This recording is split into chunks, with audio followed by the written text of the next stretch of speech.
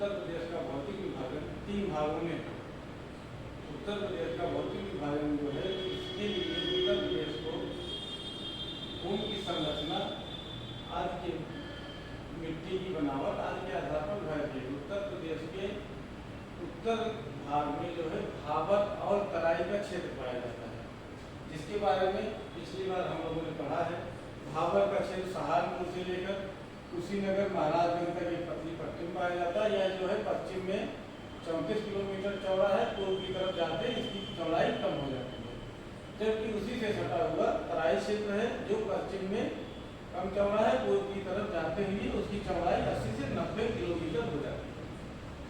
और यह जो है, और उसके गंगा के मैदान के दक्षिण में दक्षिण का पहाड़ी पठारी भाग है, और गंगा के मैदान का जो मध्य भाग है, इसको गंगा के मैदान को भी हम 3 भागों में बांट करके अध्ययन करते हैं। जैसे ऊपरी गंगा का मैदान, मध्य गंगा का मैदान और पूर्वी गंगा का मैदान। यह मैदान जो है गंगा, यमुना और उसकी सहायक नदियों द्वारा लाई गई मिट्टी से बना हुआ है। अच्छा, ये आप जान लीजिए, गंगा यमुना का जो मैदान है वह जो है सहारनपुर, शामली, जो सहारनपुर हमारे उत्तर प्रदेश का सबसे उत्तर का जिला है, और सोनभद्र सबसे नीचे का जिला है। सबसे पूर्व का जिला बलिया है, जहाँ से गंगा नदी जो है बिहार में प्रवेश कर जाती है, और शामली जो है हमारे सबसे पश्चिम का जिला है। इसी संदर्भ में आप जानिए कि जो गंगा यमुना का मैदान है, यह जो उत्तर प्रदेश की सीमा है, पश्चिम में यमुना नदी, वह जो है गंगा यमुना मैदान की भी सीमा पश्चिम में है। पूर्व में गंगा यमुना मैदान की सीमा गंडक नदी बनाती है, जो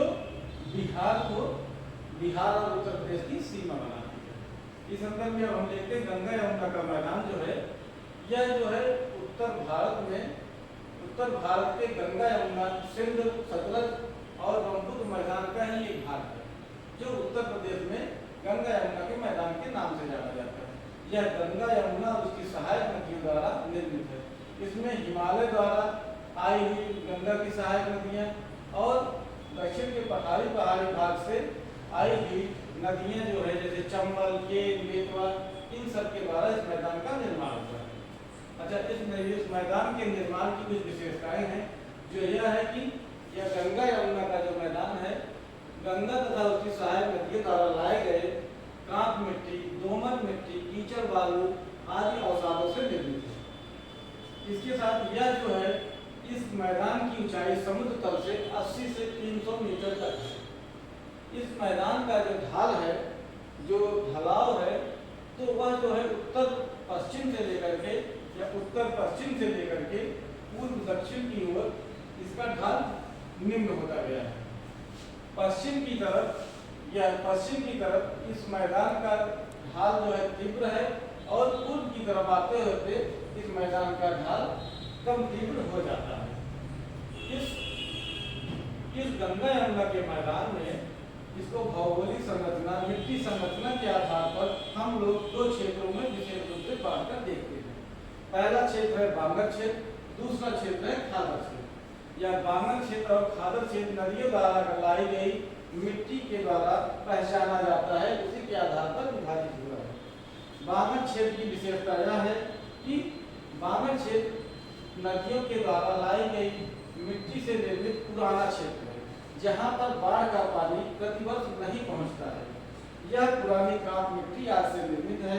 हजारों वर्षों से कृषि कार्य होने के कारण यहाँ पर जो है मिट्टी का उपजाऊपन कम हो गया है, लेकिन मिट्टी में उर्वरकों का प्रयोग करके, सिंचाई की सुविधा द्वारा इसको जो है हम पुनः जो है उपजाऊ बना रहे हैं और इसमें खेती कर रहे हैं।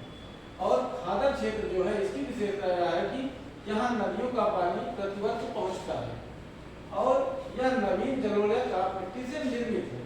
इसमें जो है भूमि जो है यहाँ की अत्यधिक उपजाऊ है, क्योंकि यहाँ नदियों द्वारा बाढ़ का पानी पहुँचता है, इसलिए यहाँ हर वर्ष जो है मिट्टी का जमाव होता है, और यहाँ परतों में परिवर्तन होता रहता है।